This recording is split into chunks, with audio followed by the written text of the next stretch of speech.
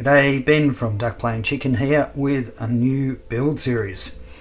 So I'm going back to the Gundam universe with another UC Hardgraph kit. So these are the 1/35th Bandai kits.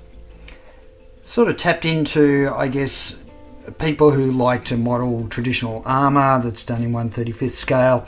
This gives you an opportunity to work in that scale, but within the Gundam universe. So I love these kits. They're really highly detailed and just, you know, something a bit different from doing just the straight mobile suits. So this is the Earth Federation Ground Force Platoon Briefing Set. So it comes with a number of figures, I think 5 figures, and also the support vehicle, which I believe is called a Bloodhound. And so support vehicle is sort of like a hover tank kind of thing, and it has these sound penetrating devices so they can pick up where the mobile suits are. So this is what I'm going to be building in this series, and I thought to start off I'll take you through the extraordinary number of sprues this kit has, because even though the tank itself will probably, you know, sort of be about that size, there's a lot of detail here. So I'll quickly go through the sprues. We'll have a quick look at the instructions and take it from there. So I'm going to start with these blue, light blue sprues. It gives you an idea of the size of the vehicle. Yeah, we're sort of looking at about we got 25 centimeters long. So it's a reasonable size, and the level of detail, you can see this sort of raised surface detail, these kind of I guess they're like grip texture, so they don't slip when you're on top of the vehicle. You know, the level of detail on this stuff is just fantastic. So lots of opportunity. I'm looking forward to weathering this one up. So unlike most kits that I do, I will be doing some weathering on this one. That's the top of the hull, and then we have the bottom of the hull. So it has these struts that sort of come out that hold the fans, or the whatever they're called, for, you know, making the thing move around. But again, even on the underside, the level of detail is fantastic. So plenty of opportunity for detailing and weathering. Here's the side component, so it gives you a look at sort of the. Actually, I think I've got that upside down. That's the profile of it. So it almost has like a tray in the back, and there's sort of an option of whether you have that tray open or whether you have this sort of canopy set up in it. And here you can see this is what the canopy looks like on the back of the tray, if you go with that option, or you can leave it open. So most of these bits are all parts of the obviously the structure of the vehicle. So for the parts here, the front and back, some other details, and these are the arms, or the struts that hold the sort of fans for keeping the thing afloat. And then there's still, you know, in this light blue color, there's a number of sort of details, detail parts, and of course these are all beautifully detailed. You know, again, you've got that sort of grip texture on there, you can sort of see that. So I've got to be careful when I'm painting it that we don't lose that detail if we can help it. Really thin pieces here. Obviously you need to be careful when removing those from the sprue. More detailed parts.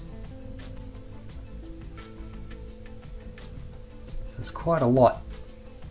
You know, if you are a 1/35th scale armour builder, you're probably used to this sort of level of detail that you might put on a vehicle. So it's kind of a shame. I think I said this the last time I built one of these kits. I think it's a shame that Bandai didn't sort of continue with them. They did release a number of kits in this range, and this was one of the bigger ones. There's another one with the tank, the twin barrel tank as well, which is a sizable one, which I do have in my stash, so I will get around to building that at some stage. And this purple colour, we have the makeup of the fans, or the engines, whatever you want to call them. Then we have this dark blue colour, Again, just a lot more sort of detailed parts. The covers for the fans underneath. We get one sprue of this grey. There's a couple of sort of detailed parts from the additional bits and pieces that come with the set. So you get the figures, you get the vehicle, but you also get other things like this folding table. You get a couple of chairs, you get a few weapons, there's mugs. So you get a few extra sort of components that, if you wanted to make a diorama, it sort of adds to that detail. We get a small sprue of polycaps, and you get a sprue. This looks like the ammunition belts, and it's a flexible rubber. So I don't know if I'll be painting those up. I've had issues in the past of painting sort of rubbery plastic. So anyway, we'll see how it goes. Be part of the adventure. And the final sprues for the figures. So I always find the figures with these kits fantastic. They're really well detailed. I think we get 5 figures if I remember rightly. So and they do come in sort of multiple pieces, so you do have to assemble them. Now, thankfully, unlike the last one I built, I think these figures will be pretty straightforward to put together. It's not like you have to line them up with, them holding a steering wheel or anything like that. So I think that should be pretty straightforward. But you can see, they've colour separated everything out. You do get water slide decals, and there's sort of surprisingly only a few of them. So it's just some sort of markings for the vehicle, also some markings for the uniforms that the figures are wearing as well. And then finally we get this little sheet of acetate. Let's see if we can get that around the right way. So it's a bit hard to see, but that's just acetate, so obviously for the clear parts. The good thing about using acetate over a sort of moulded clear plastic is you get fantastic clarity through them.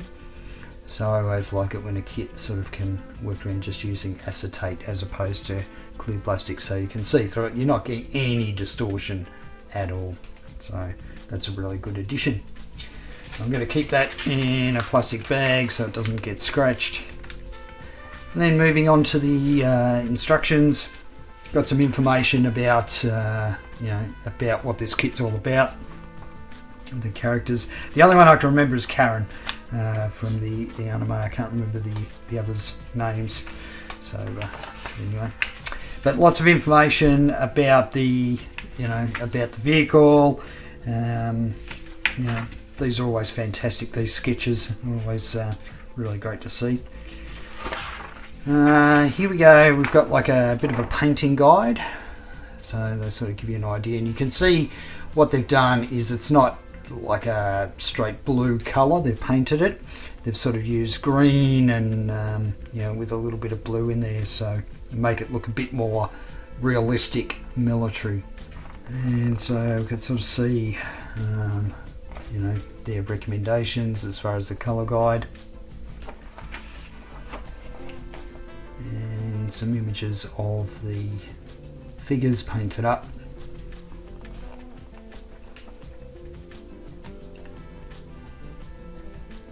And like all these kits, they sort of show what the figures would look like if you just sort of put them together and run a wash or Gundam markers over them. But of course I'll be painting mine, so it'll be good practice for figures. It's definitely an area where I'm really weak at. So and you can see there's all the details of the extra bits and pieces that sort of come with it to make up a diorama if you want. You get the standard sprue call out. And then the instructions, I think most of this is a glue kit, I should say. It's not, it's not a master grade or high grade, it's just sort of snapped together. So you do need to glue it. These instructions are always pretty straightforward. It's just a good idea to dry fit everything before you glue it. But yeah, I don't think there's anything sort of really overly complex about it. You just take your time going through it, and of course the instructions sort of cover the vehicle first.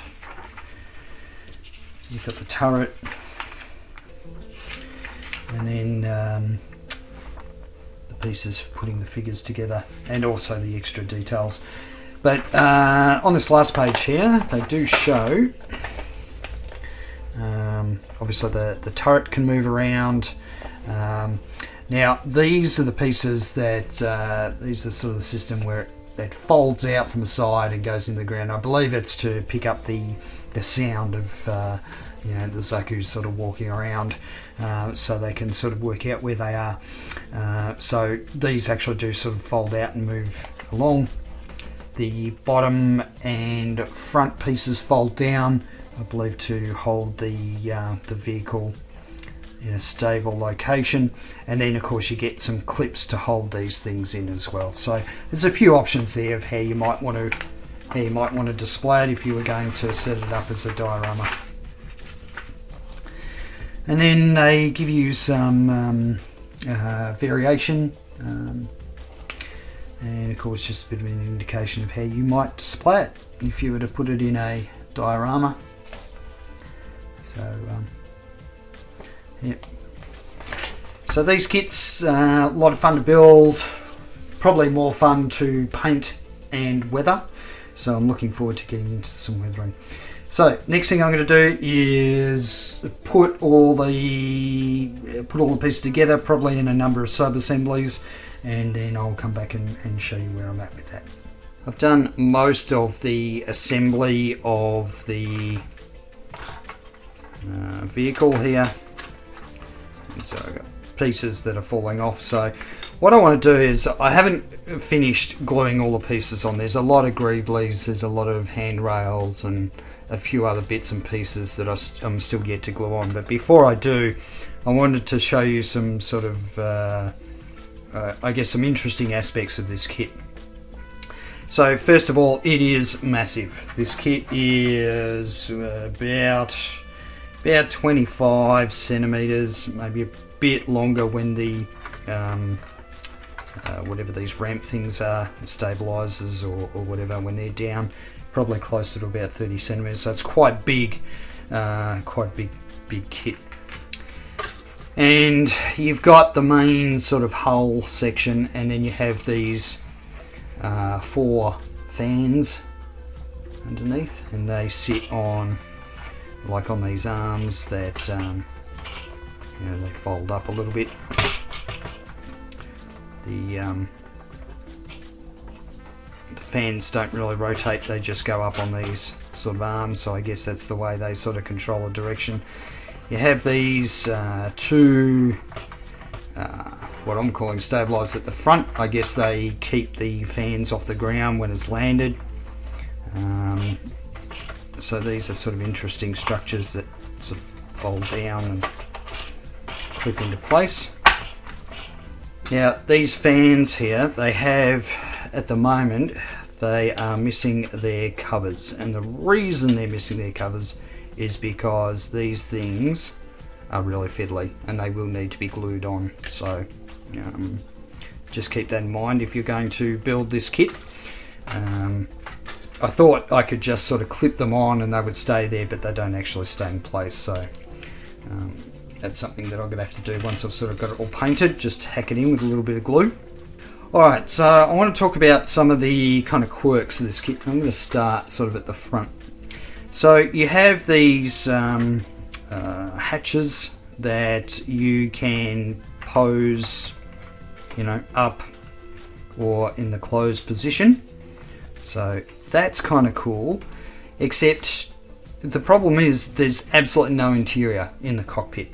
So if you were a better modeler than I, you could probably scratch build something, but you've got sort of all these hatches that open up and open and close, but there's actually no sort of interior. These are front pieces here. There is a little bit of acetate that comes with the kit that you can put in for the windows, and then you put this hatch over the top, and again it can be posed open, which is a nice little touch, but yeah, the fact that you've got nothing to see in there means that it's kind of pointless. So I think what I'll be doing for my kit is I'll actually be just gluing these in place. I won't have any of the hatches open. It'll be sort of in the stationary position. So that's just a little bit on the hatches on the top. There's also another one here as well. And again, there's sort of no real interior. There is room in there that you could probably put some detail that you could sort of look down into, but there's nothing that sort of comes with the kit. So there's those kind of 5 hatches there. If we move to the sides, the doors, you can't pose the doors open really without sort of rigging something up. You have these little hatches that can be posed, opened or closed, but again, because there's no interior, you kind of think, yeah, what's the point? Okay, so what I've done here is I have taken off a side so you get a bit of an idea of what's going on. And I don't know if you can see that, but there is a gap. There is a gap around the door. It's probably, yeah, it's not coming through on camera, but there's actually sort of a gap coming through. So I'll need to fix that up before I sort of glue it all together. But you get a bit of an idea of what the cavity is like in there, that if you were to scratch build something, I don't know how you'd sort of go about it. The cockpit is very small. You're not going to be able to get a 1/35th seated figure in there, and in fact if I get one of the figures, you get an idea of, so it's going to be pretty tight in there. You probably get one seated in there, but it's going to be very tight. I mean, in the anime, it is actually quite a cozy space inside the vehicle. So yeah, but so to give you a look on the side here. Here we've got the door, and maybe we can sort of see. You just see there's a gap. There you go. You can see my finger at the top of the door there. So I need to sort of fix that up on the inside before I glue it all up. So these doors, they do come as separate pieces. I've just glued these in, and they come with these little hatches that again can be posed open or closed. I think I might just do mine as closed just to make it easier, and so you can't sort of see what's going on inside. Okay, so one of the main sort of features of this vehicle is the this sort of big instrument that's on a boom, and so it sort of folds up and out and across, and I believe it's used for picking up sort of vibrations in the ground, so that way they can sort of get an idea of positions of mobile suits. So you just roughly sort of put this on the side, you sort of get an idea of how it sort of sits. And there's some little brackets that sort of hold it in place, which I obviously haven't glued in yet, but that's an interesting, little feature. Then we have this thing as well. I'm not sure what this is, but it comes with sort of a clip. You can take this end bit off.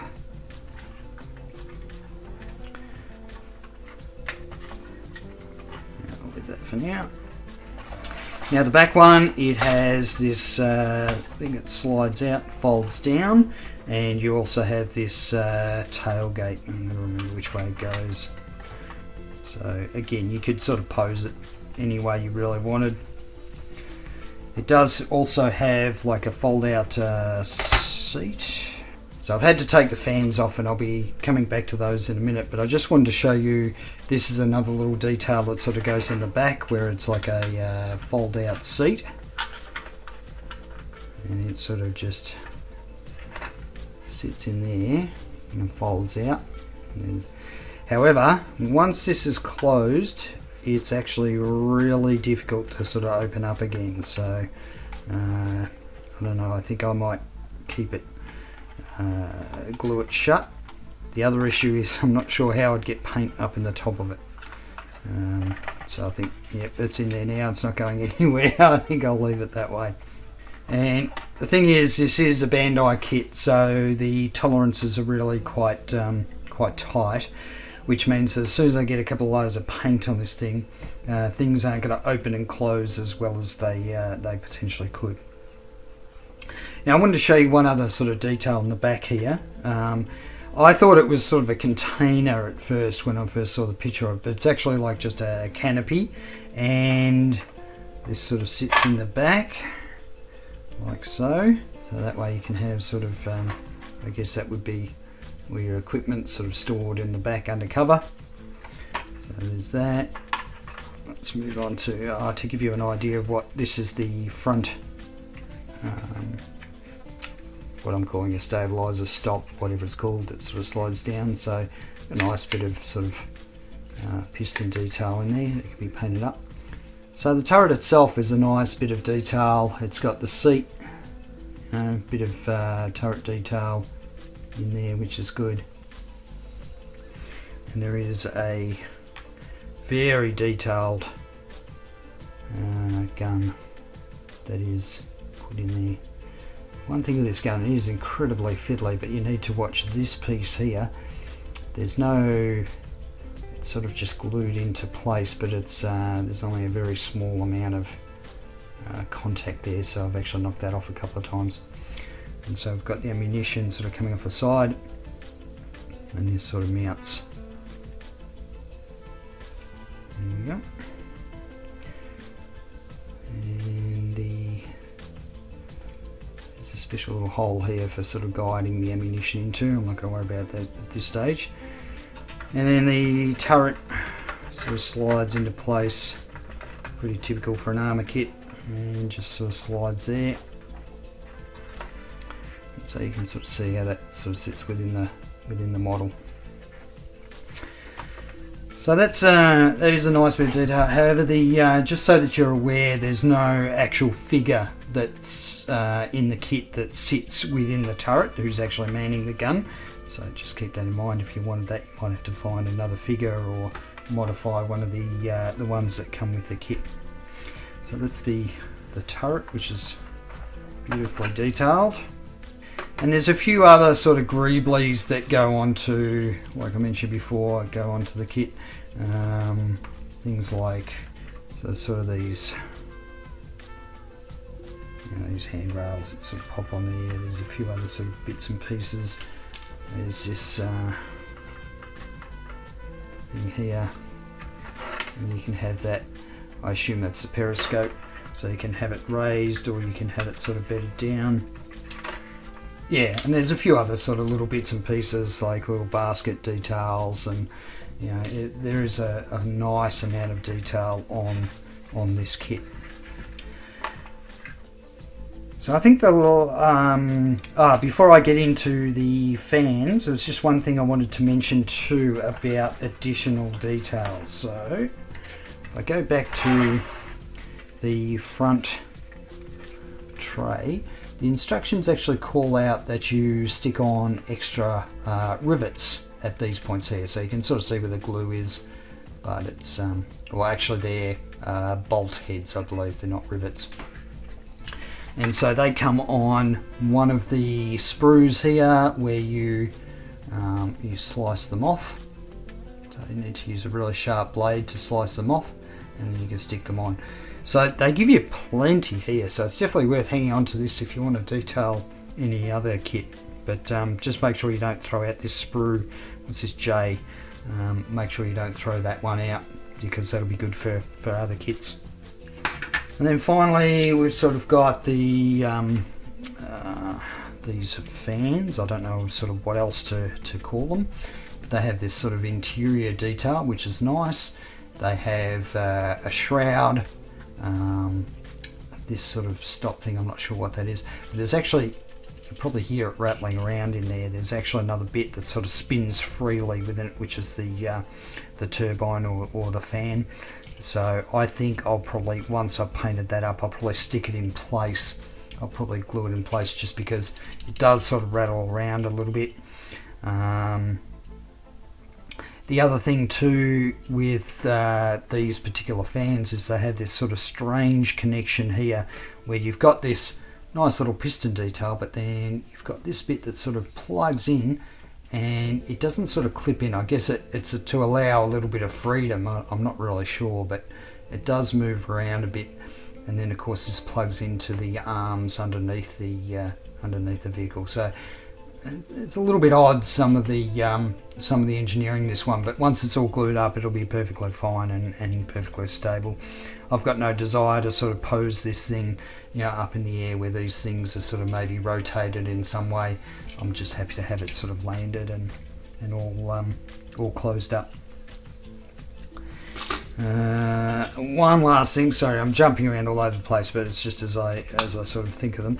The side door here, they actually mention the instructions that you can sort of cut it here and you could have it hinged at the top and also at the bottom. I'm not going to do that because I'm not going to pose it open, so you know, but the option's there if you were going to, again, if you were sort of considering scratch building, you know, something inside, because there are, around you can see there's a couple of sort of steps there, so you might want to show some detail in there. And then of course this just goes over the top like that. So it gives you a few options if you wanted to build an interior. There's certainly enough sort of, you know, room in there to do some interesting detail, but it would be quite a bit of work. Alright, so let's look at the rest of the stuff that comes with this kit, which is all centered around the figures. So it comes with 5 figures and they are beautifully sculpted.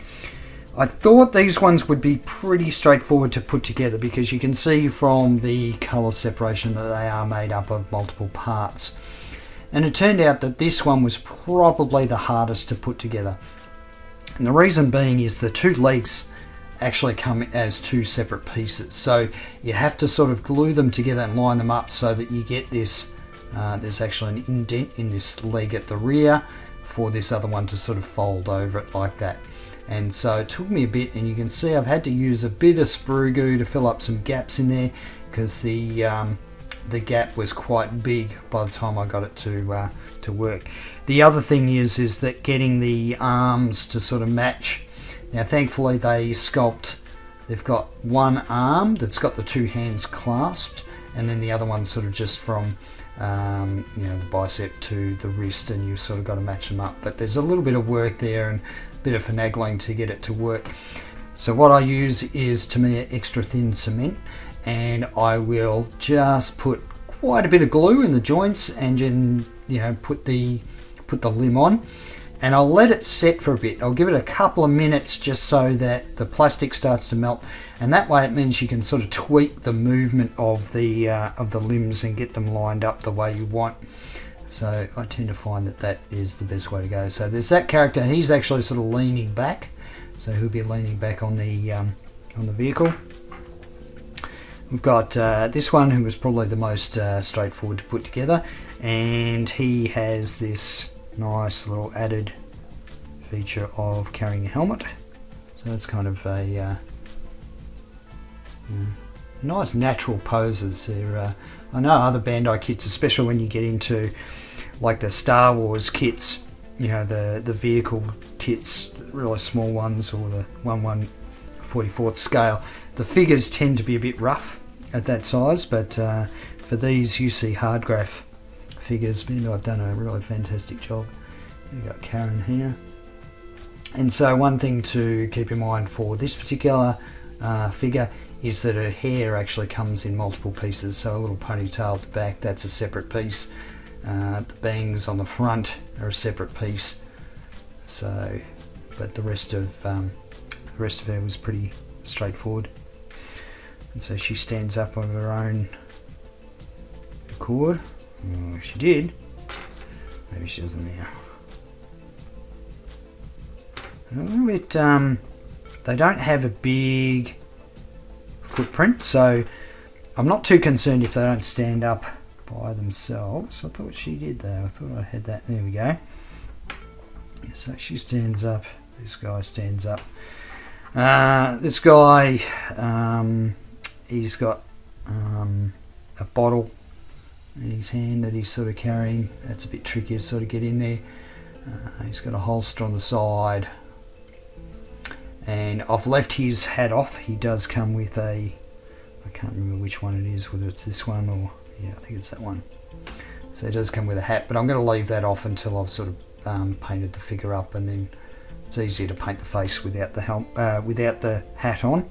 Not a helmet, the hat. He stands up by himself.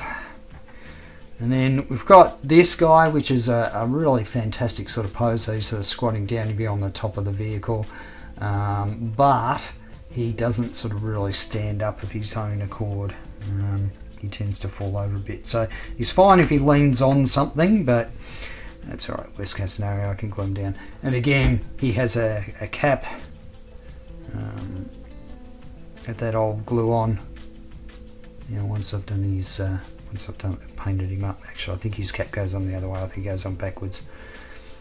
So like that. But I do like how natural the poses are. You know, it's a really nice sort of feature of these kits is that the figures do look quite natural in the way that they stand or sit.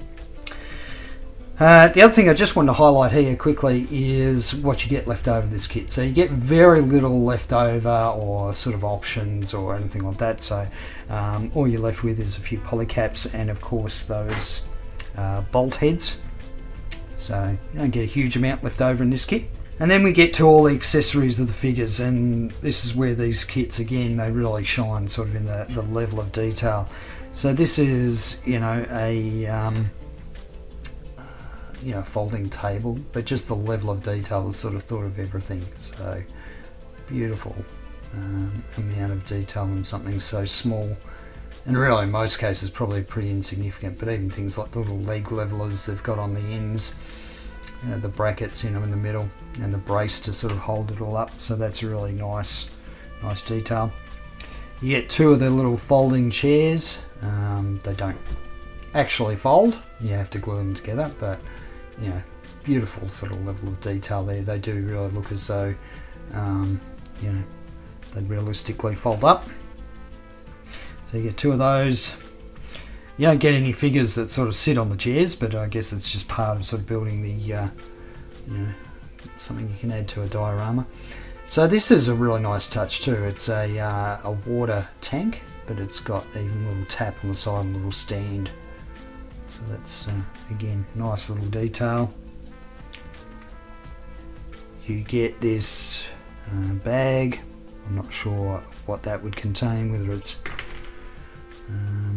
military equipment or whatever. It's a nice little bag, complete with little handles.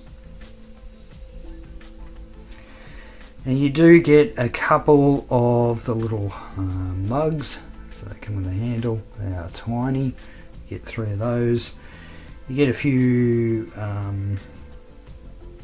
guns as well, or pistols. You get a few of those. There's like a spare knife. And so they're just sort of little things you can populate the table with. And then finally you get the these ammo boxes with opening lids. And the ammunition is sort of a rubbery material, so I may have to, once I've painted that up, I may have to glue it, because at the moment it looks a bit unrealistic floating out the top like that.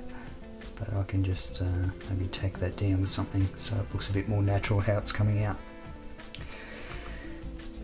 So that is the contents of the kit, all sort of built up, or at least ready to start painting. So I'm going to, my next step is to prime everything, and I'll be priming everything black. I'm going to do a separate video on painting the figures, because I think I'm not a great figure painter, but I think given that there's 5 figures, I might dedicate a whole video just to me painting, show you how I paint figures. It's certainly not the best method, but it's the one I use. So I have a video dedicated to that. Everything else I will prime in black using the SMS Surfacer Black. And so I will call this video done here. So in the next video it'll all be about painting and weathering. So I'll see you on the next video.